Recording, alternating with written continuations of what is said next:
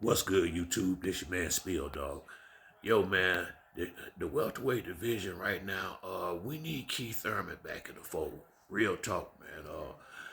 The fight Boots had this weekend just kind of solidified that fact for me. We got a lot of talent in the division, but one, they not fighting each other, and two, the guys that are fighting, they really don't have no, they don't have that, they really don't have no personality, no disrespect intended, but, we need somebody who can come out here and bring some life into the division, who can talk the fights up, that can actually go in there and bag up a lot of what he's saying too, because Keith Thurman can fight, don't get it twisted, why they done had him on the sideline so long, I have no idea. Maybe he done gotten in bad graces with Al somehow, but they need to get Keith back out here. It wouldn't matter to me whether he fought Crawford or Earl Spence, or Boots for that fact. But I'm sure Keith want to get back in title contention, and you know, if Earl not gonna fight Keith, which is we'll see, then Keith should be him and Crawford should be trying to have a fight.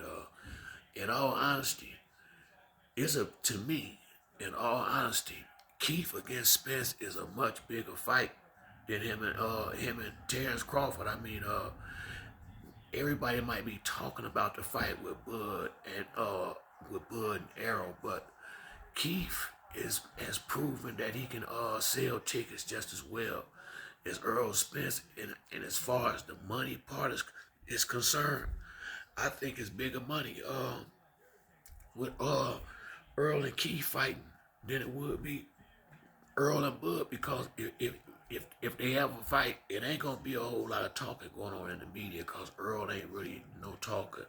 Neither is Crawford. Keith will get the needle moving. Keith gonna be out here talking a gang of smack everywhere you go, and it's been times he's been able to back it up. I don't think he can beat Earl Spence, but I do think Keith could possibly get Bud. I do. I think he might. I think if Keith fast enough and slick enough with his movement to jump, to jump in and out and maybe clip Bud with something hard, it might hurt him. Now it's just as much likely that Bud could outbox Keith. That could also happen as well. But as far as from a fan's perspective, it still will be an exciting fight. It don't make no difference which one of them he fought, because Keith Thurman he's a fighter too now. Like he did start running around the ring a little bit as he's been champion, but Keith usually wait till about the fifth or sixth round before he start there. He's usually come out with his feet, setting his feet and coming out with them big shots early. Keith get the lead, then he get on his bike. So until he get a lead, he will be in there trying to land some good shots on whichever one of them he get a shot at first. I'm looking forward to around April or May when these real fights start happening. And the situation with Jerron Ennis this weekend, this goes back to the Salt not fighting nothing. Remember, I was saying that when he after that Costio Clayton fight, or whatever that dude name was from Canada, I was saying they gotta start getting him in there with guys that could, that real fighters. That dude that laid down in his last fight, so this was his first real fight in a long time, Boots, if you ask me. And I'm thinking, Earl and Keith, them, they in their 30s. It may not hurt them as much having these long layoffs. It might even help them, because I really believe these layoffs is gonna prolong Keith Thurman and Earl Spence to the point where they can be fighting up until they're about 40 years old. Because Keith basically had about 3 or 4, at least 3 years. If you want to just put them together, he had at least got 3.5, damn near 4 years that he ain't fought, not consistently. And Earl ain't had more than a fight a year in the last 4 or 5 years. So they definitely ain't shop worn. They definitely gonna be fresh, especially for fighters on this level.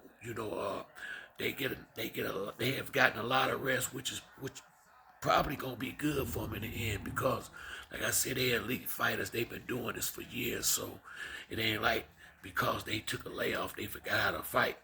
As long as they train and staying in shape and sparring, they should be fine, man. So from what I saw this weekend, I'm hoping some of these trainers are saying, look, we got to put these guys in here and stop running, getting these easy fights. You know, I think Boots is still everything we thought he was, but I was saying this.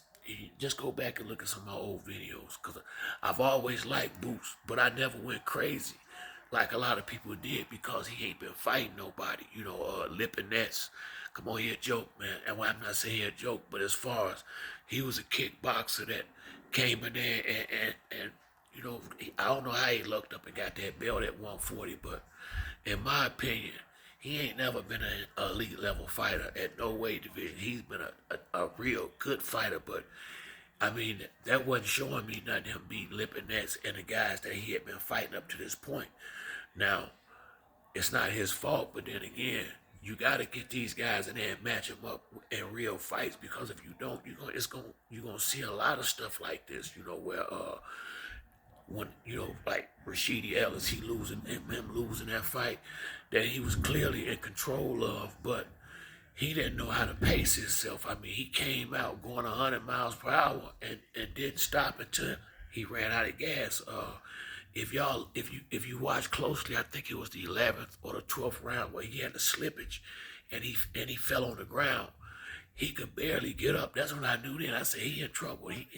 His legs was gone already, and that came from all that running he did the entire fight.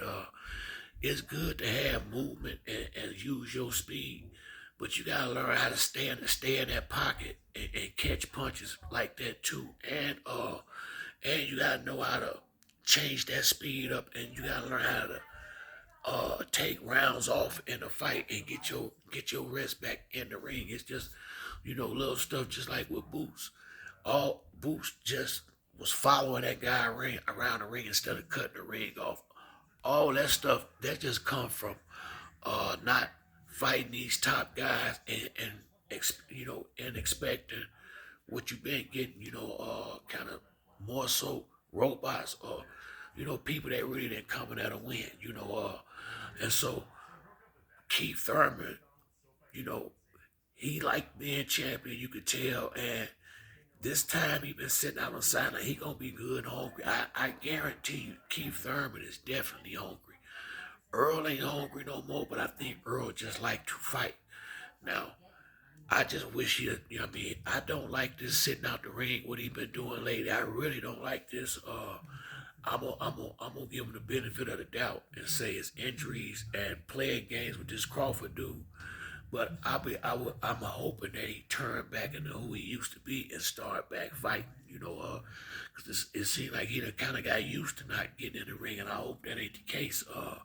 Because I would like for it to bother him to not be in the ring this long.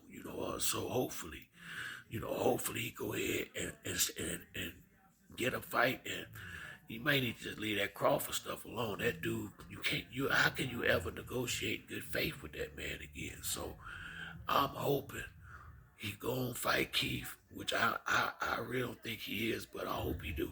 And if he don't, then Crawford need to fight him. Give him a chance to get the belt or Boots. But I just want somebody with the belt that's gonna fight. And I don't give a damn what their name is at this point. It's just that this welterweight division has been just in a standstill for about 3-4 years now. We used to get these fights. I gotta give Thurman credit when he had the belt. Danny, Sean, we was getting big fights every year.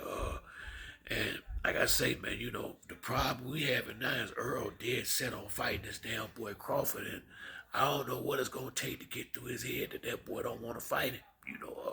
Hopefully he finally got a knife. He played him like he did with and fought that layup he just took and snuck him in a tune up. That's basically what he did. So I just hope Errol go in a different direction. Please fight Keith or move up. and let Bud fight Keith so we can get some good fights going and get the division back cracking. But from where I'm sitting at, we need Keith Thurman back at welterweight, back busy, back fighting. Because like I say, I mean, Errol ain't had 2 fights in a year in about 5 years now. So I ain't gonna act like I'm expecting it to happen. If you have a fight now, if you have a fight, he probably ain't fighting again for a year. That's the direction it done turned into. Look like, Charlo fight once a year, Bud fight once a year. So and Keith was on that too. So that's the only reason why I was hoping Boots get a shot, cause I was thinking he young and he might want to go and at least have 2 fights a year, man. But right now the division just at a standstill.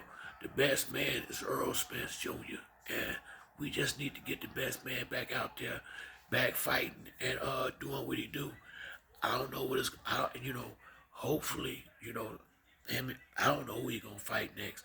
I'm not even gonna speculate, but I hope it's Keith. And if Earl don't fight Keith, then go fight Boots or Al. I'm trying to find a way how to get Keith and Boots in the ring. Or you can't do nothing with Crawford. He ain't gonna fight nobody tough unless somebody come down here and make him. He don't have no promoter now, so I don't expect him to fight nothing different than what he been fighting. I'm gonna just be honest with you. He might talk a lot of names, but when the fight come down, it's gonna be somebody from another country who ain't nobody heard of, who undefeated or something like that, and that's gonna be the story. Unless somebody, I don't know how you gonna force him to fight none of these type dudes. He did it all this time. I'm not gonna assume he's gonna start now, but maybe he will fight Keith. If him and Earl, if Keith and Earl can't get a fight. But that's it for me on this video. If you like the video, like and subscribe. To the next time, it's your boy Spill Dog. I'm out.